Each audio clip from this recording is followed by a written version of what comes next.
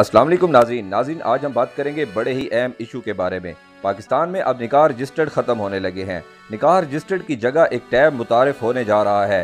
इमाम मस्जिद को लोकल गवर्नमेंट वाले 1 महीना कोर्स करवाएंगे। टैब पर निकाह पढ़ाया जाएगा। निकाह ख्वाह का अकाउंट होगा, इसमें निकाह की फ़ीस निकाह ख्वाह जमा करवाएगा।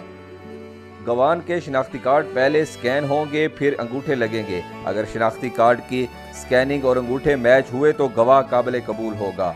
दूल्हा की तस्वीर भी मौलवी साहब बनाएंगे। अगर दूल्हा मफरूर हुआ, टैक्स चोर हुआ या किसी भी जुर्म में मतलूब हुआ तो दूल्हा मौका से गिरफ्तार होगा, क्योंकि टैब का तस्वरी राब्ता नादरा से मुंसलिक होगा। अगर एक निकाह की फ़ीस जमा ना करवाई तो दूसरा निकाह दर्ज नहीं हो सकता। इमाम मस्जिद की सिम के ज़रिए पैसे लोकल गवर्नमेंट के अकाउंट में जाएंगे। मज़ीद अपडेट्स के लिए देखते रहिए बी न्यूज़।